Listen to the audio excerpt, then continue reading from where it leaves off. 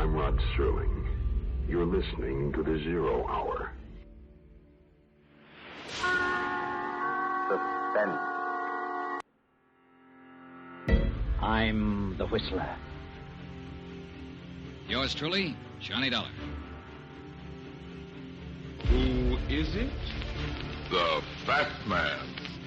Presents The Man Called X. The Mysterious Traveler. Another journey into the realm of the strange and terrifying. I hope you will enjoy the trip, that it will thrill you a little and chill you a little. So settle back, get a good grip on your nerves. Where are we going? You'll find out when we get there.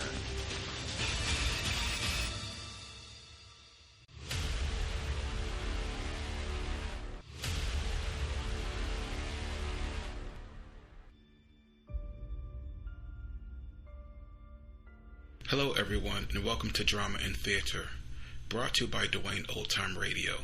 Drama and Theater features some of the best programs from the golden age of radio, including Escape, The Fat Man, Suspense, The Whistler, Zero Hour, Yours Truly, Johnny Dollar, and many, many more.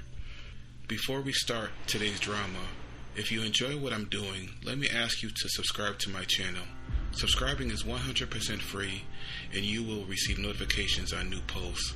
Lastly, if you have a moment, write a short 1 or 2 sentence review or give a rating on your preferred podcast service. A positive review or rating would help me out a lot. And now, on to the drama. And thank you for your support, as always. We're going to finish up this story on the Zero Hour this week with the story is titled Face of the Foe. Last week we aired the first 3 episodes. This week I'm going to air the last 2, the 4th and 5th episode. There are conflicting dates for the Zero Hour again, but the Zero Hour aired from 1973 to 1974, hosted by the great Rod Serling. I'm Rod Serling. You're listening to The Zero Hour. Rest your eyes.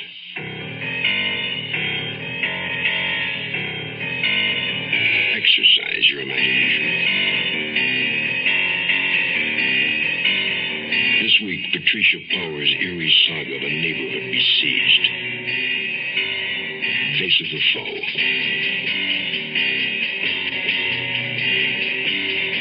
Starring Jessica Walter, Joseph Campanella,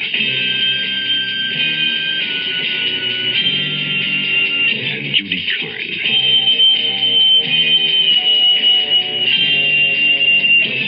In Elliot Lewis's production of The Zero Hour.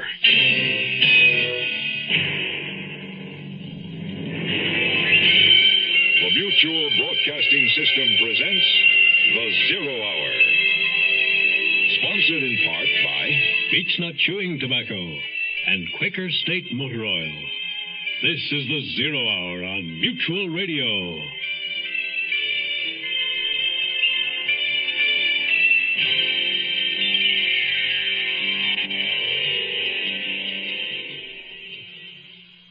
As in every winter, Montreal is crippled by seasonal blizzards. But residents along Winnicott Road are also paralyzed by something they're not accustomed to. The threat of being raped and murdered. Tension in the vicinity is running high. Doors are locked and chained. Friends and neighbors eye one another with suspicion. For Laura Prescott, having been assaulted in the park, a new boyfriend has brought an element of security into her life. But for her roommate, Nicole Nugent, the killer, whoever he may be, has struck tragically close to home. The third murder victim is Nicole's own Aunt Emily, the picturesque, blithe spirit who was apparently loved by all. 3 questions linger in the minds of all concerned. Who is this madman lurking about? Why is he doing these terrible things? And finally, and most desperately, who will be his next victim? Face of the Foe continues in a moment. Hello, this is William Conrad. If you're planning a trip abroad this year, you'll be returning to the United States through customs. You'll be asked to declare, either orally or in writing, everything you've acquired abroad and have in your possession at the time. Your baggage and belongings will be examined, and during thorough examinations for illegal narcotics, you may experience a slight delay. In order to clear customs more quickly, it's a good idea to keep all sales slips and have them handy when you make your declaration. Also, do your best to pack the articles you've acquired abroad in the same suitcase. Know before you go about customs rules and regulations. For free information, contact the U.S. Treasury Department's Bureau of Customs District Office nearest you and ask for customs hints for returning U.S. residents. You'll find the Customs Office listed in your phone book under U.S. Government.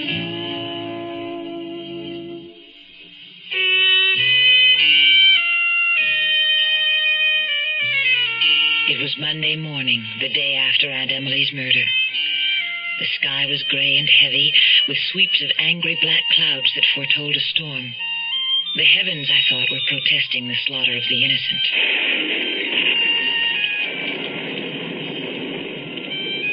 Chris was with me, our quarrel forgotten and his book willingly set aside. Laura was there, along with Julian Brooke, his gentlemanly manner abandoned as he expressed outrage over Aunt Emily's murder, with his mouth set in a firm, hard line. And Lisa and Guy had come. Guy, for a change, silent and subdued. Lisa, beautiful and serene as ever, had taken me in her arms and rocked me gently, urging me to cry. But the tears wouldn't come. And now there was Lieutenant Philippe sitting wearily across from me, his cynical gray eyes looking bleak as death. We know you're tired and under great strain, mademoiselle. We too are tired and under strain. There must be no more of these violent murders. It's too late to say that now, Lieutenant. My aunt is gone. Yes, I know how you must feel, mademoiselle, but the danger continues until the killer or killers are apprehended. There is nothing I can tell you, Lieutenant.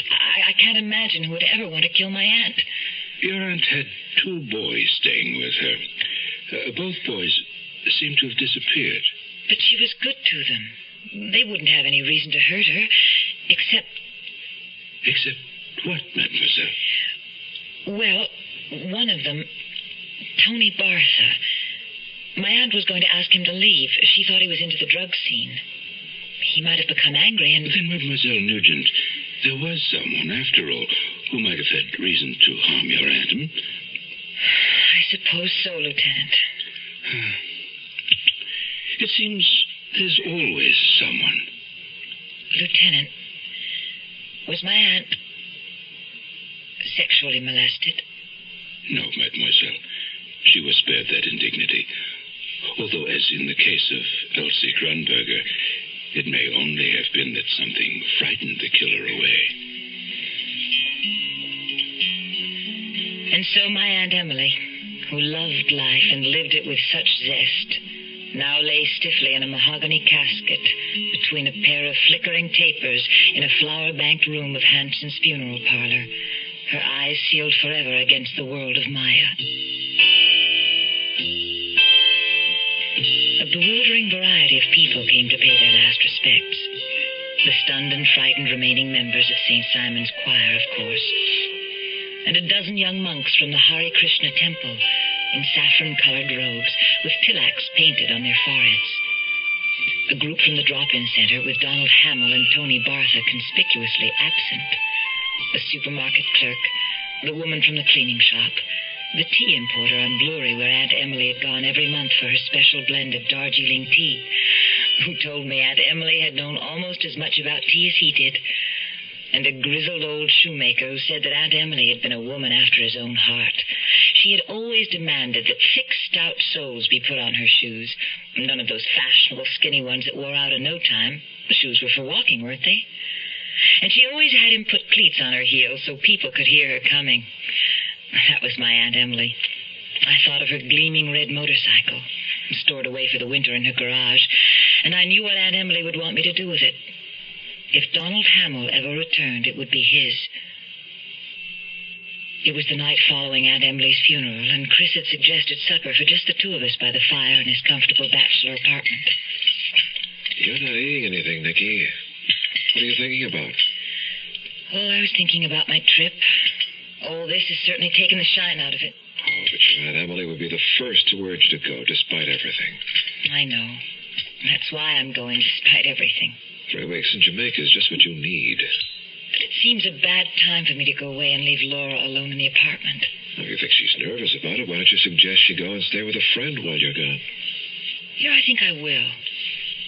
One thing we've decided, we're having a peephole installed in our apartment door. That's a good idea. There's still that question of whether or not Kathleen Windsor and your Aunt Emily willingly admitted the murder or someone they knew and trusted. I'm exhausted from trying to figure out who did it and how. I'll just have to trust that Lieutenant Philippe will eventually catch the murderer. Lieutenant Philippe looks too tired to catch anybody. But you're right, Muffet. You try to put everything out of your mind except your trip. And giving you my answer when I get back. You don't even have to worry about that. Considering all that's happened, I can wait a little longer for your answer. Oh, Chris, you're so dear. I don't know why I keep putting you off. Little Miss Muffet sat on a tuffet eating her curds and whey. Along came a spider and sat down beside her and frightened Miss Muffet away. Is that why you've always called me Muffet? Because you elude me. It's not just my preoccupation with writing that bothers you, Nicky. That's just part of it. You're afraid of love. You like the shallows, the quiet waters. But you're afraid of the whirlpools of love, afraid of being caught up, whirled away, lost in the maelstrom. You're right, Chris. I am afraid. But you have to take chances in life, Muffet. Make an act of faith and surrender yourself to the whirlpool without fear. That's what living is all about. I knew Chris's words about life and love were true, and I was going to do a lot of thinking about them all the time I was gone. The trouble with me was I was a coward about life and love and death.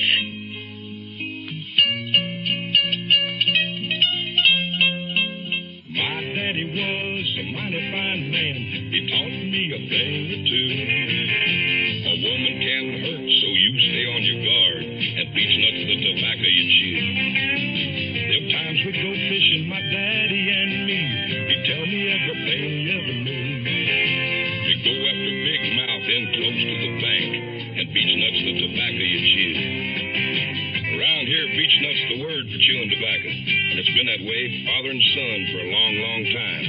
What's the secret? It's the way beech nut just keeps getting better. Like beech nuts a lot moister these days, with more taste and less stems. Big improvements. You ought to try today's beech nut chewing tobacco. And now I'm a daddy with a son who's full grown, and I tell him a thing or two. Scared money don't win, evil women drink gin, and beech nuts the tobacco you chew. We'll return to our story in a moment. Now, here are the bunkers, Gene Stapleton and Carol O'Connor. The house we liked the best wasn't the one we ended up buying. It was beautiful on the outside, but we found out that there were terrible termites everywhere. It would have cost us thousands of dollars to really get the house in shape. That's right, and we didn't figure on all the increases in property tax, maintenance, and other expenses. But we went to HUG and got some very good advice. Yeah, we were pretty lucky, weren't we, Archie? Lucky? No, Edith. We wasn't lucky. We were smart. I know some people who never got as serious as us about buying a home. They've been having headaches ever since. Buying a home is a big deal. Learn about house hunting, property inspection, FHA-insured loans, and the responsibilities of ownership in a free booklet called The Wise Home Buying Guidebook. Write HUD, Department HB, Washington, D.C., 20402. Before I knew it, it was Saturday, and I was in a plane, the terror and tragedy diminishing behind me as I headed for 3 sunny weeks in Jamaica. The first thing I did on my arrival in Port Antonio was enroll in the Meet the People program at the local tourist board. I was introduced to 2 Jamaican girls my age and taken on a round of activities that left little time to think of the grim events at home. Sightseeing, swimming, water skiing, rafting down the Rio Grande, and riding the trails up into the Blue Mountains. I was so busy that my first week in the islands flew by. Montreal and murder were beginning to seem very far away. But then I received a letter from Laura. Dear Nicky, we've been having sleet, snow, rain, and cold ever since you left. Doesn't that make you feel smug from where you sit under the Caribbean sun? No need to worry about me. Every time I peek through our new peephole, it's into the smiling face of my handsome English escort. The more I'm with Julian Brooke, the better I like him. And I'm with him a lot. One bit of news, for whatever it's worth. Guess who I saw coming out of the parish house next to St. Simon's Church? None other than our scowling neighbor from apartment 4, T. Oliphant. But without the mysterious brown cotton under his arm for a change. What do you make of that? Love, Laura. I wasn't sure what to make of it. Aunt Emily and the 2 other murder victims had been members of St. Simon's Choir. Lieutenant Philippe had suggested the killer, therefore, might very possibly be associated with St. Simon's. And now it appeared T. Oliphant was. Yet neither Kathleen Windsor nor Aunt Emily had shown any sign of recognizing him when he passed by them in the lobby of our apartment building. Then, with a shudder, I recalled how he had looked at both of them in the same way, with that ugly sneer of his. I was glad to be so far away from Montreal at the moment, and relieved to know that Julian Brooke was looking after Laura. I was determined to enjoy my final week in Jamaica. I had splurged on a plush hotel suite overlooking the dazzling white sandy beach and sparkling blue sea at Montego Bay. I took a leisurely breakfast on the balcony each morning, lazed on the beach until the afternoon when I went sightseeing. I thought about Chris hard at work on his book, but my mind refused to dwell on anything so serious as the question of our marriage. Then, all too soon it seemed, my vacation was over. And on my very last day in Jamaica, I received another letter from Laura. Dear Nicky, I decided to take your advice after all and stay with a friend until you come back. There's been the bother of several anonymous phone calls. You know, the kind where you pick up the receiver and only hear someone breathing on the other end. A little frightening after all this murder business. Chris is in Toronto for a quickie conference with his publisher, so Julian and I will meet you at the airport.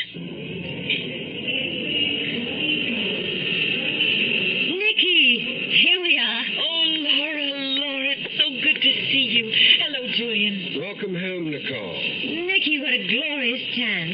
Wait till Chris sees you. Oh, I suppose you arranged this Montreal snowfall just for me. To make you feel at home.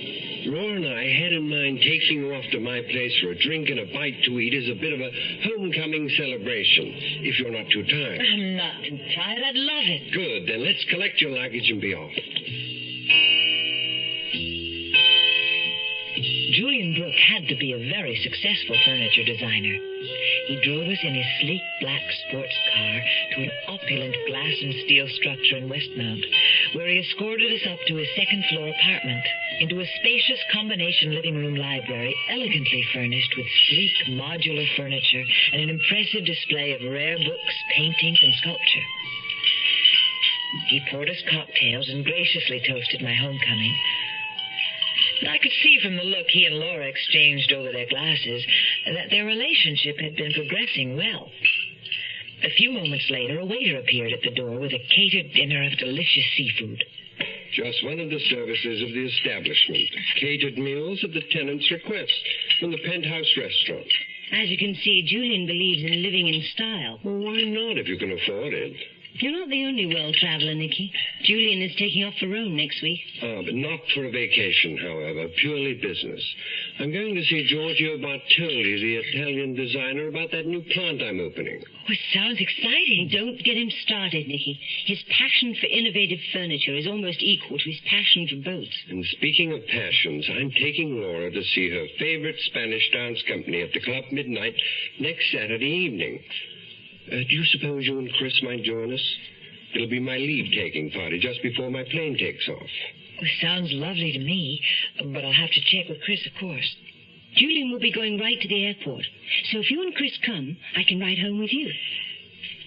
Laura, tell me about the phone calls, the ones you mentioned in your last letter.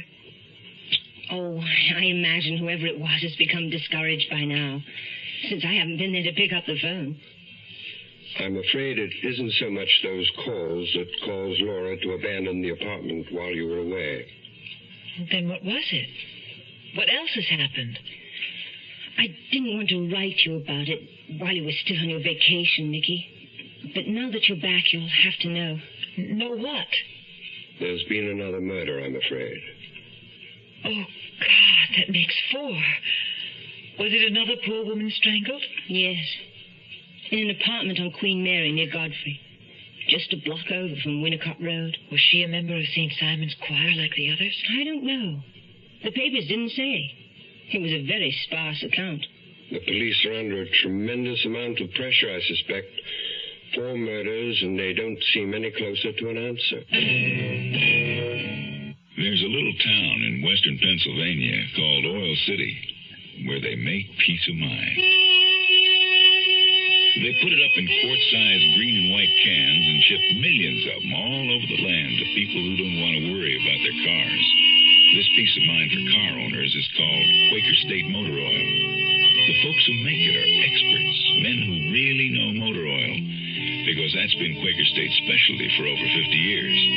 Quaker State starts with the finest natural petroleum the earth provides, 100% pure Pennsylvania-grade crude oil.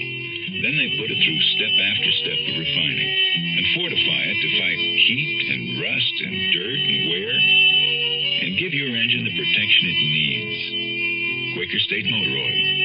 Who says you can't buy peace of mind? Quaker State your car to keep it running, to keep it running. The 0 Hour continues after this. What is a Harrier? It isn't a helicopter, but it could land in your backyard. Harrier. It isn't a conventional jet, but it can match the speed of sound. Harrier. It's a revolution in aviation, and the Marines are looking for good men to fly it. Harrier. Phantom. Skyhawk. Cobra. Marine Corps. If you're a college man thinking of aviation, think Marine Corps and talk to the Marine officer who visits your school. The program is PLC Air, and there's no campus training. A few good men can even get free civilian flying lessons while they're still in college. The Marines are looking for a few good men who want to fly the Harrier, Huey, Intruder, Bronco, in the Marine Corps.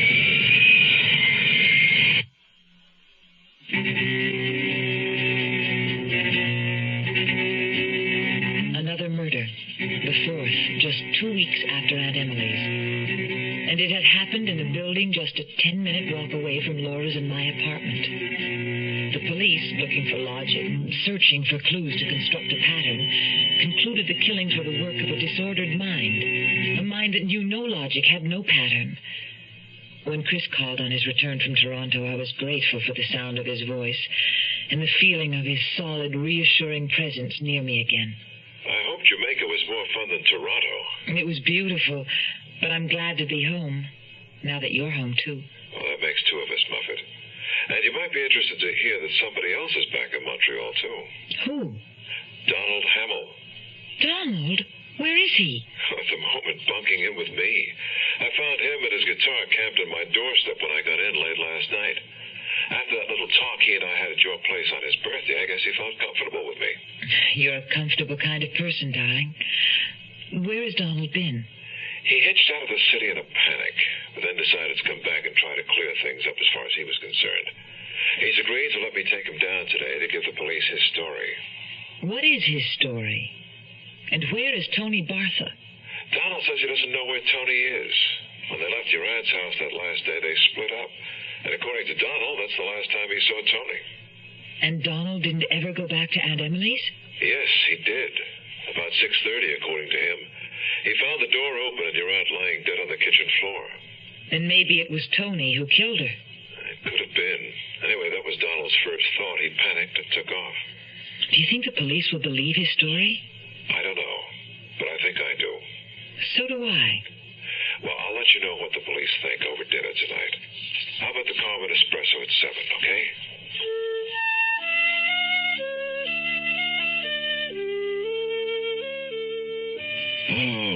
Mickey, was that tan you're more gorgeous than ever. Oh, Chris, thank you. Now I know how much I missed you. Well, that's what I was counting on. Mickey, you're back. Oh, Guy, I didn't see you come in. Hello, Guy. Oh, I'm glad I ran into you, too. I have something to show you.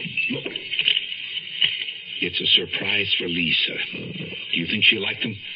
Why, they're really beautiful earrings, Guy. Those green stones are emeralds, in case you're wondering. I hope Lisa likes them. How is Lisa? More beautiful than ever. Maternity becomes her. Lisa could never be anything but beautiful. I know. Every time I look at her, I find it hard to believe she's my wife. Do you really think she'll like the earrings? That was Guy Saverin's big problem. He was so unsure of himself that he could never stop putting on a big show, even with his wife. Poor Lisa. I knew how she was going to feel about another of Guy's expensive gifts. Where was he getting the money to buy them? That's what I wondered. Fortunately, for the sake of my intimate reunion dinner with Chris, Guy was too eager to spring his latest surprise on Lisa to linger long at our table.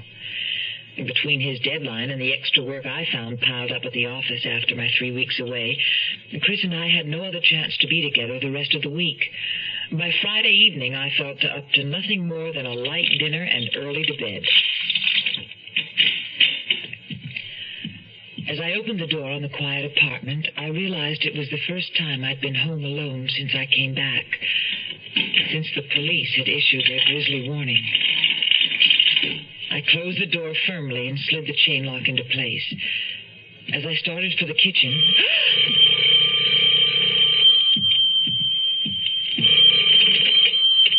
Hello? Hello? Hello? Who is this? Say something.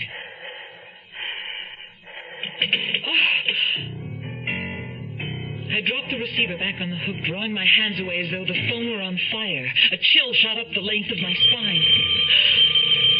I should have let the receiver off. But perhaps this time it was Chris or Laura calling home for some reason. Why be frightened of a silly telephone?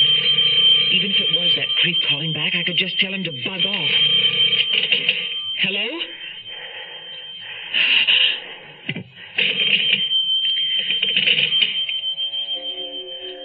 Maybe I wasn't so brave after all. I decided to leave the phone off the hook and hope that no one would try to reach me. I'd have a quick dinner and get into bed. And tomorrow I'd suggest to Laura that we have our number changed. The monotonous hum of the phone off the hook was a little unnerving, but better than that sudden shrill ring in the empty apartment. I was about to take to my bedroom and hopefully let sleep shut out all my disquieting thoughts of prowling psychopaths in the night when... It was someone at the door. But who? No one had pressed the buzzer from the lobby. If it were Laura without her key, she would call out, not frighten me with that strange, soft knocking. Who is it? Why didn't they answer? I was almost afraid to look through the peephole, but it seemed whoever it was wasn't going to go away. I put my eye to the opening and looked out, straight into the cold, thick blend stare of T. Oliphant.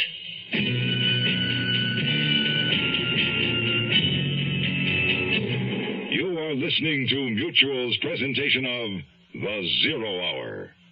At 19, Jill Kinmont was one of America's top women skiers, till an accident on an icy slope left her paralyzed. Now, 17 years later, she's a teacher, a good teacher. I guess you can say I've overcome my handicap, but I couldn't have done it alone. I had family, friends, people who accepted me, believed in me, and helped me believe in myself. Yet there are millions of handicapped people in this country who aren't getting the acceptance they deserve because some people think that a handicapped person can't hold down a job, can't pay the rent, can't learn, can't be a human being. Well, unless you recognize that we are human beings with feelings, with skills, with a sense of responsibility, then you're adding a handicap we can't overcome. This public service message brought to you on behalf of the Department of Health, Education, and Welfare and the Advertising Council. One more for the road. He took just one more for the road. He took just two more for the road. Who knows why? Three more for the road. He wanted four more for the road. Who knows why? Five more for the road. He needed six more for the road. Who knows why?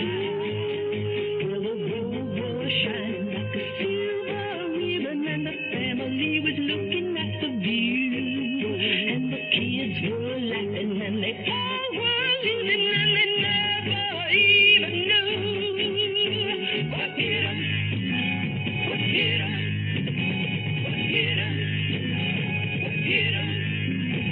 The road was shining like a silver ribbon, and the Get the problem drinker off the road, for his sake and yours. Write to Drunk Driver, Lux 1969, Washington, D.C. We'll tell you how you can help. A public service message on behalf of the U.S. Department of Transportation. Tomorrow at this time, rest your eyes and listen here to this week's continuing study in suspense, Face of the Foe. I'm Rod Serling, and this is The Zero Hour. Today's episode brought to you in part by Beechnut Chewing Tobacco and Quaker State Motor Oil. This is The Zero Hour on Mutual Radio.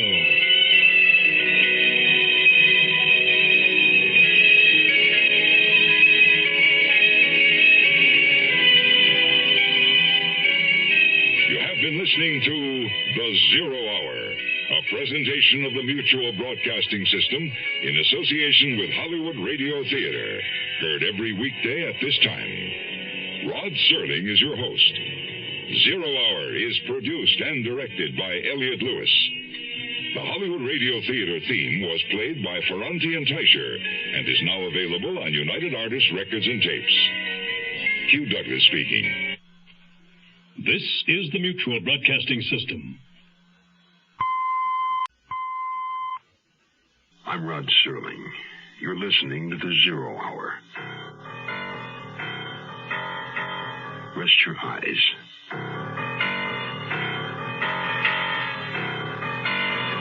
Exercise your imagination. This week, Patricia Power's eerie saga of a neighborhood besieged. Face of the Foe.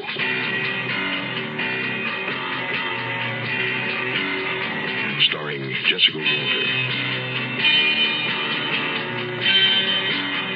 Joseph Campanella,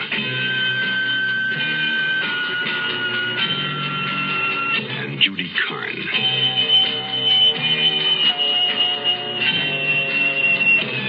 In Elliot Lewis's production of The Zero Hour.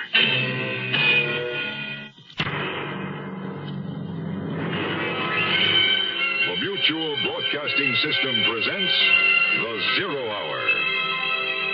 Sponsored in part by State Farm Insurance and Big Red Chewing Tobacco. This is The Zero Hour on Mutual Radio.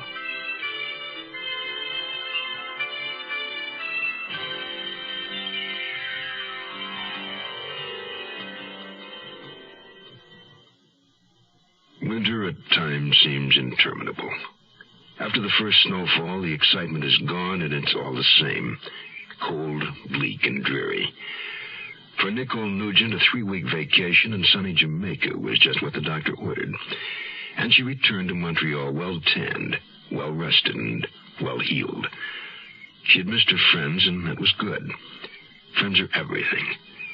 But she'd also missed something else. A fourth unsolved, inexplicable murder. And it was bad. It was the fourth such grisly event in a very short period of time. The victims were all women. All belonged to the same church. All lived in the same neighborhood. Nicole's. And now Nicole Nugent is spending the evening at home, alone. There's a muffled knocking at the door. And she's looking through the peephole at a face. And one that she suspects might be the face of the foe. The conclusion of our story follows after this word. Hello. My real name is Florencia Vicenta de Garcias Martinez Cardona Moss. No, it's not a new rock group. I'm known professionally as Vicky Carr. But my real message today sings out good news for all of you. A new federal aid program to provide education and training after high school, especially if you don't have the money for it. It's called Basic Grants and helps provide money for full-time students entering for the first time a college or university, vocational school, technical institute, or a hospital school of nursing. It helps you pay for tuition, books, and other expenses. Basic Grants makes it possible now to prepare for the special vocation or career you've been hoping for. And best of all, it's not a loan. That's right. You don't have to pay it back. So apply right away.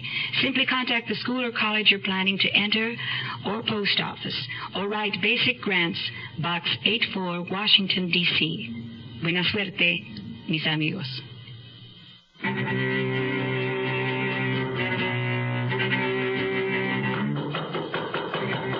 I stepped back from the door and flattened myself against the wall, unmindful that he couldn't see me.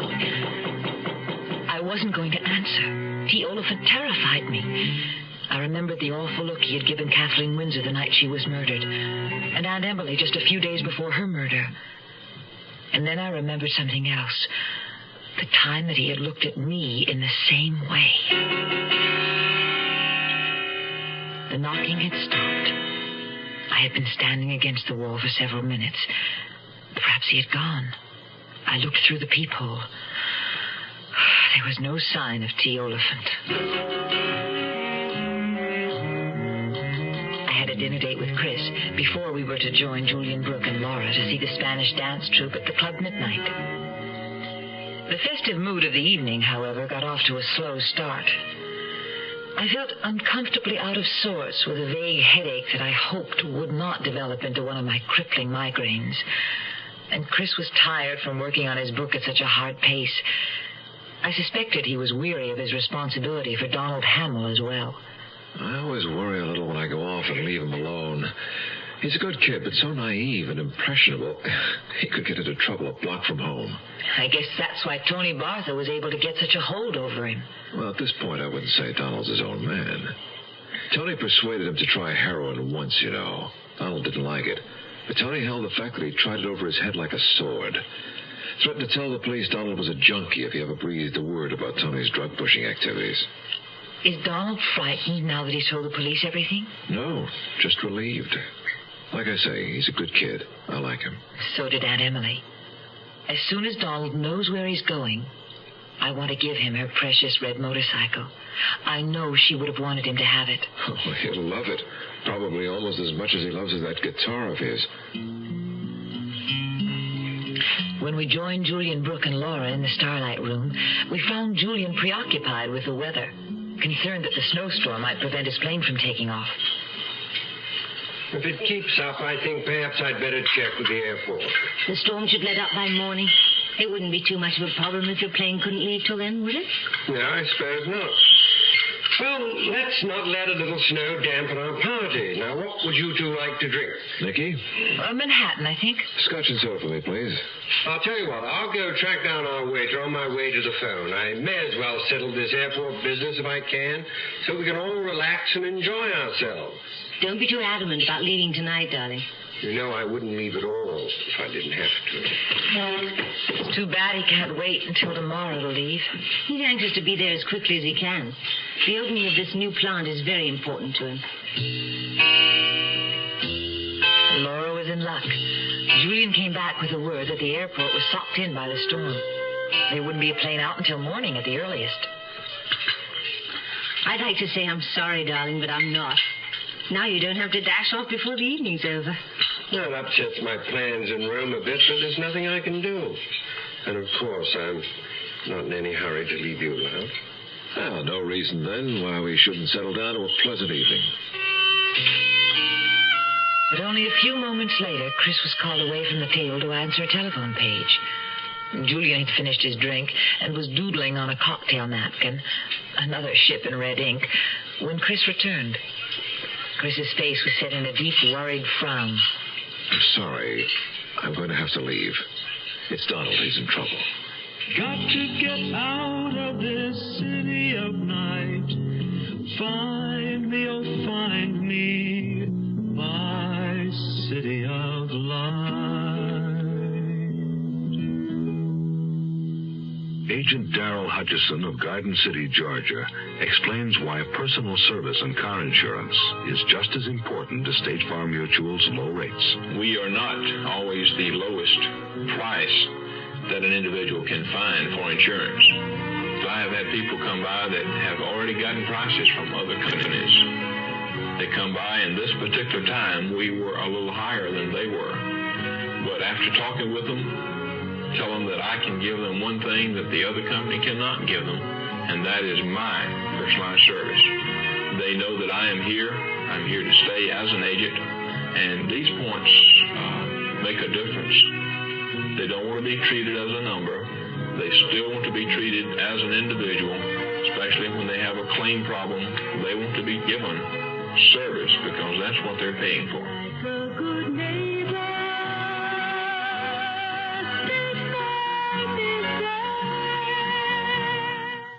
We'll return to our story in a moment. Hi, I'm Pinocchio, the big nose and all that, you know. But seriously, lots of kids don't know about me. How can kids read if they don't have any books? And millions of kids, black, white, red, yellow, brown, all races, live in homes without any books. Getting books into the hands of these girls and boys is what the national program, RIF, Reading is Fundamental, is all about. Here's what RIF has found out. When kids choose the books they want because the subjects interest them and they own the book, that makes reading fun. And when reading is fun, it's just fundamental. Books widen a kid's world, and their abilities, and their whole life. Every community needs RIF. Find out what you and RIF can do in your community. Just write RIF, Smithsonian Institution, Washington, D.C., 20560. That's RIF, R-I-F, Smithsonian Institution, Washington, D.C., 20560. Right now. If America's to go out thinking, reading is fundamental.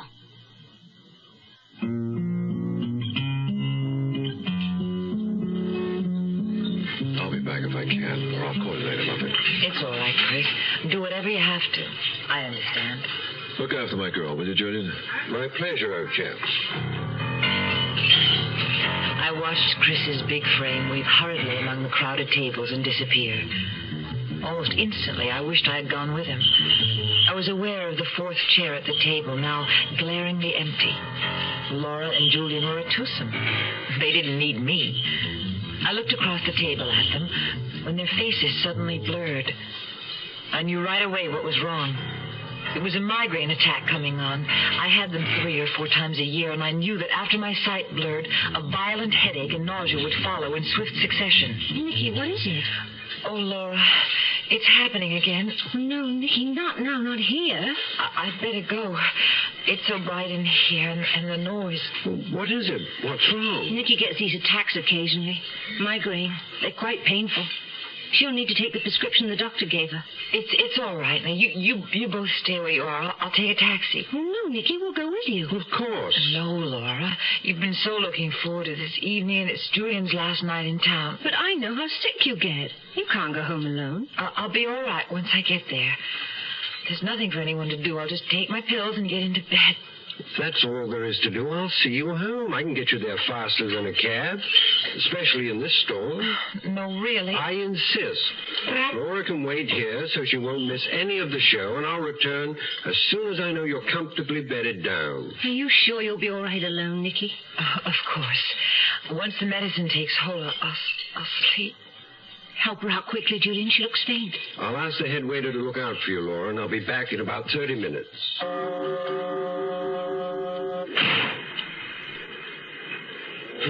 We're in for some slow going, I'm afraid. It's bumper to bumper along the strip. I'm all right, Julian. You're being very kind. Just hold on. You'll be home soon. We're here, Nicole. Now, can you make it all right? What? Oh, yes. Here, let me help you. Slowly, please, my head. Oh, it hurts. I'm feeling quite sick. What a shame having something hit you like this. I'll I'll be better soon, after I've taken my tablet. Yes. Well, I'm going to see you comfortably inside before I leave. I fumbled in my purse for my key, but with my blurred vision, I couldn't fit it into the lock. Julian took the key from me, led us into the lobby, and guided me gently to the door of the apartment.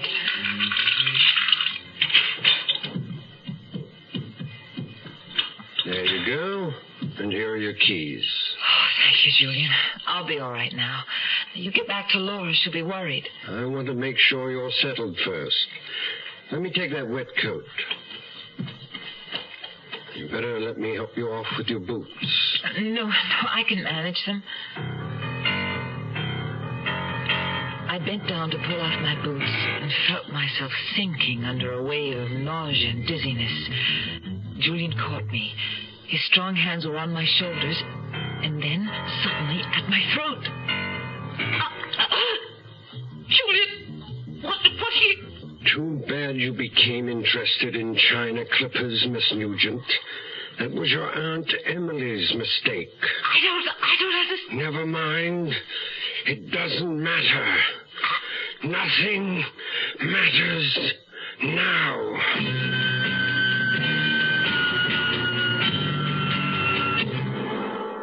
Here's tobacco chewing, truck driving Dave Dudley for Big Red Chewing Tobacco. Chauffeur in a big machine rolling all day. How sweet it is with Big Red. Going up to New Orleans on time all the way. How sweet it is with Big Red. You notice it everywhere.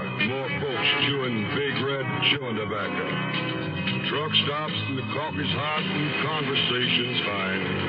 Hey, Mike, what's things like out Route 59? Then you pass Big Red around and the fellas take a chew. How sweet it is with Big Red. You ought to try Big Red Chewing Tobacco. It's moister, smoother, more satisfying. Got a taste of its own that keeps on tasting good all chew through. Climb on board. Start chewing Big Red Chewing Tobacco soon. How sweet it is with Big Red.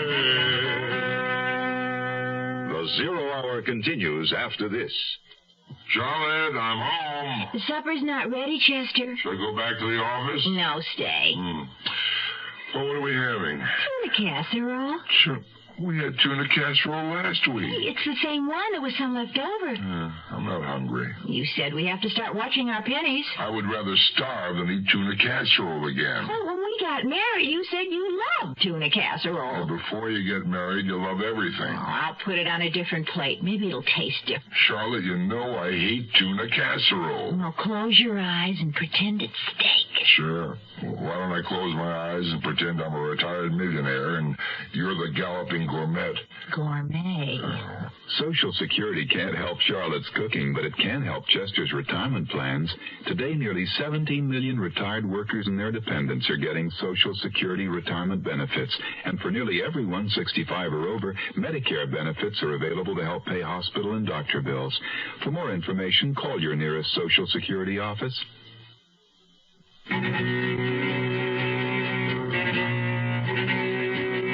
Julian Brooke was the strangler. His hands were at my throat. I tried to scream through a windpipe that was being choked off. There was a rushing noise in my ears, and the ugly, distorted face hovering over me began to dissolve. I was falling into a well of blackness. Slowly, I floated back to the surface, hearing before I could see. Sounds of a scuffle, glass breaking, and suddenly, blessedly, I heard Chris's voice. Nicky, are you all right? Gradually, light and colors came together, and the scene took shape around me. Julian Brooke was standing in the middle of the living room, flanked by two policemen. There was a trickle of blood at the corner of his mouth, and his hands were manacled. Lieutenant Philippe was there, and Laura, standing off in a corner, motionless as a statue, her face a white blur. The coffee table was overturned, and broken glass littered the floor. Chris was holding me in his arms. It's over, Buffett. It's all over. You'll be all right, mademoiselle. We've called for a doctor. Don't try to talk now, Nicky. Don't talk, just rest. Monsieur Galloway is right, mademoiselle. Do not try to talk now. There will be time.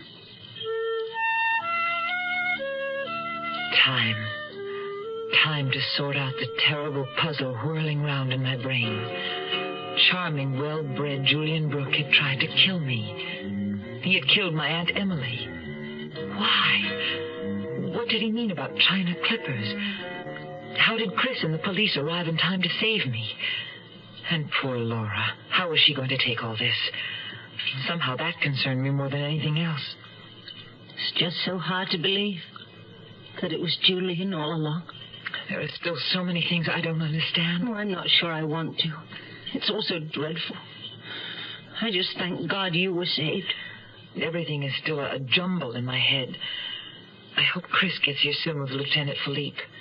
And then you'll really hear what an utter fool I've been. What do you mean? The money for my restaurant. $50,000. I gave it all to Julian Brooke.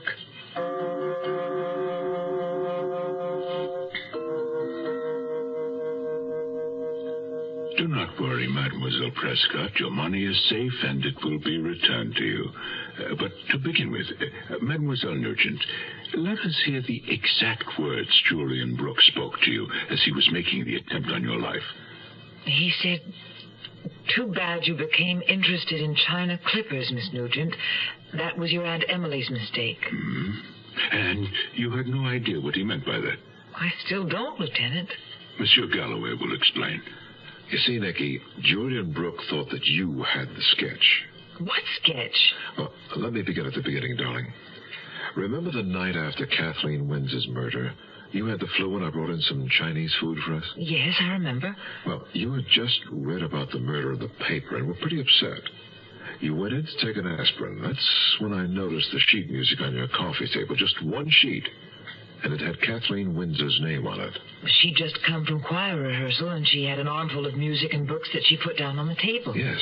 Well, I thought you were upset enough about the murder. You didn't need anything around to remind you of it. So I just stuck the sheet of music in my pocket. I was wearing an old jacket that Saturday that I haven't worn since. So there was nothing to remind me of the music until last night. What happened last night to remind you of it? I saw a sketch Julian had been doodling at the table, a sailing ship done in red ink. I picked it up. He drew one here when he was waiting for you one night, Laura. I thought it was just a hobby. And his downfall. You see, Monsieur Galloway here remembered he had seen what he thought was a similar sketch on the back of Kathleen Winds's piece of sheet music. Which would suggest that Julian Brooke knew her. We had been ferreting about all this time for a man in Kathleen Winds's life. When Monsieur Galloway informed me of his discovery, I felt certain we'd found him. But, Chris, how did you and the police get here so quickly? How did you even know Julian brought me home? Well, I got to the police station directly from the club and answered a Donald's call, remember? Oh, yes, Donald. Well, the police had finally gotten Tony Barth on a drug charge, and Tony had tried his bit about implicating Donald. But it's okay now. Tony was exposed for what he is, a liar. Donald's in the clear. As it turned out, Monsieur Galloway and I had other fish to fry.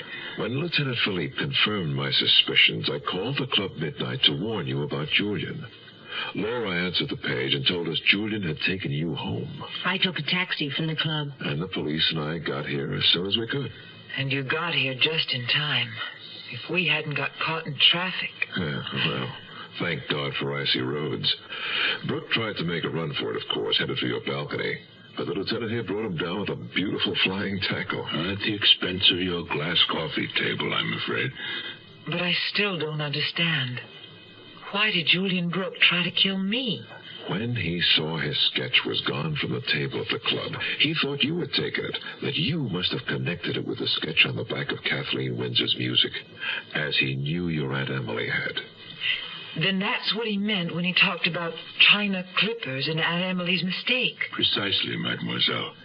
He explained to us that he tried to divert your aunt by calling her attention to the sketches of clipper ships on the wall of the Warwick Tea Room. But these sketches are in black ink of British clipper ships, while his sketch in red ink was of the Flying Cloud, a very identifiable American clipper ship with an angel blowing a trumpet at its bow. Then he knew Aunt Emily was sure to remember where she'd actually seen it. On Kathleen Windsor's music. And he learned that Kathleen Windsor had come here to you directly from her choir practice the night of her murder. Thus he assumed you also must have seen the sketch she had drawn on her music. A murderer shouldn't go around leaving his trademark everywhere. That isn't the only evidence Monsieur Brooke left around. Because he intended to leave the country that night, he had brought his bag to the club midnight. We found its contents most interesting, particularly those beneath its false bottom. What did you find? For one thing, your money, Mademoiselle Prescott. Fortunately, he had not spent it, as he had Kathleen Windsor's. You mean he swindled us both in the same way? With the same story, that he needed the money temporarily to open his new furniture plant, but not quite in the same way. With you, Mademoiselle Prescott, his approach had to be more subtle. Thus, he staged the attack on you in the park, so that he might become your rescuer. But how did he even know I had $50,000? From your unwise advertising in the paper, Mademoiselle. He first called you in answer to your ad for a restaurant property, do you recall? Yes, I certainly do. I thought he was a practical joker.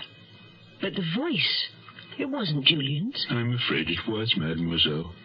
Monsieur Brooke is a master of disguises. Another item we found in his bag was a false mustache and a Van Dyke beard. Then the man Aunt Emily saw in the car with Kathleen Windsor was Julian Brooke. Yes, the same man, different name. Kathleen Windsor knew him as Stephen Harcourt, while Elsie Grunberger had met him under his real name, Charles Potter. Julian murdered Elsie Grunberger, too? I mean, Charles Potter? Yes. It was the first time he killed. He had to do it to protect his investment in the Windsor woman. Elsie Grunberger had been a friend of the rich widow Potter had fleeced out of her savings. Unfortunately for Elsie, she caught sight of him with Kathleen Windsor one day, and he knew she recognized him, despite his disguise. He followed her home and killed her. Well, then the arrest of Julian Brooke, Charles Potter, solves 3 of your murders. What about the 4th, the most recent one? That, regrettably, is still on our books. Charles Potter denies having had anything to do with it.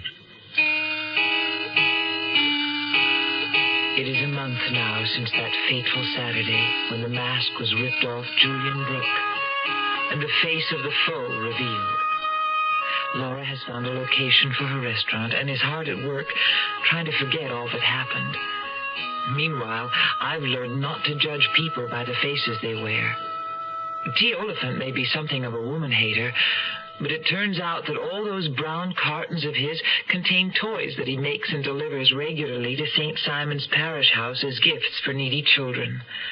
Donald Hamill has been placed in a good home where he continues to carry on his love affair with his guitar when he's not vrooming around on Aunt Emily's red motorcycle.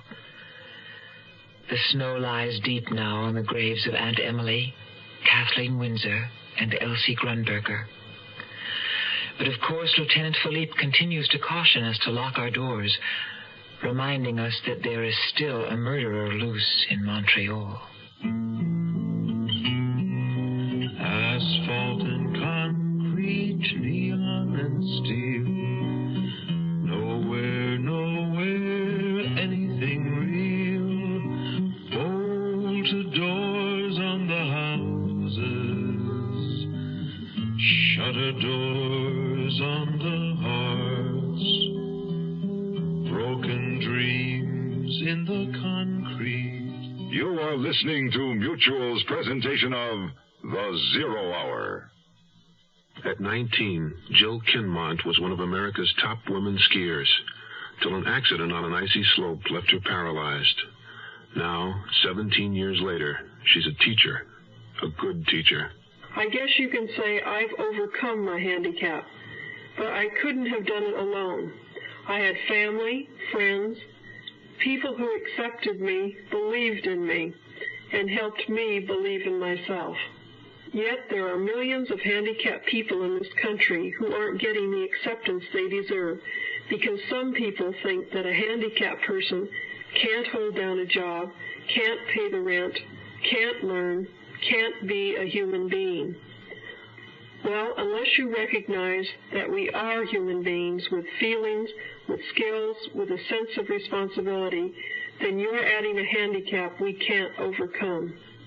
This public service message brought to you on behalf of the Department of Health, Education, and Welfare and the Advertising Council.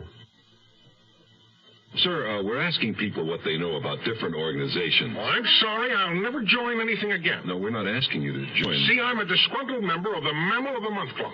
Now, my March selection was supposed to be a cuddly raccoon. Instead, they delivered a gnu, and I live in an apartment. Man, a gnu's a big antelope. Sir, we're asking about organizations like the American Cancer Society. I never joined them, but I contribute a lot. Good, because the American Cancer Society needs plenty of support for all the things they're in.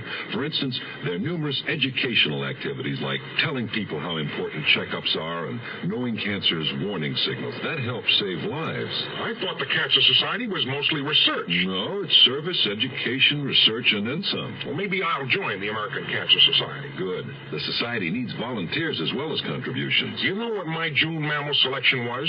A South American sloth. Hangs around upside down all day long from my chandelier, my drapes, the wall sconce. Imagine a sloth on a sconce. Or was the sconce on the sloth? I don't know, but they were both. That concludes this week's production of the Zero Hour. Patricia Power's Face of the Foe. Next week, we'll begin another exciting dramatization of a tale of mystery and suspense. We'll tell our story in 5 days, at the same time, Monday through Friday. So, on Monday, rest your eyes and listen here to the Zero Hour. Today's episode brought to you in part by State Farm Insurance and Big Red Chewing Tobacco. This is the Zero Hour on Mutual Radio.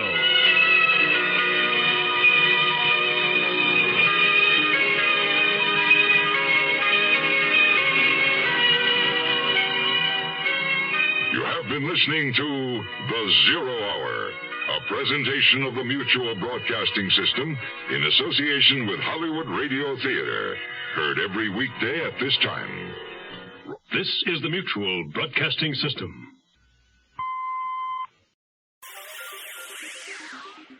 Thank you for listening to and showing your support for my podcast. If you would like to receive notifications of when new episodes are posted, please subscribe to my channel. Subscriptions are 100% free, and they really help me get an idea of how I'm doing. Well, hope you enjoyed, and until next time, stay safe, wish you well, and as always, peace.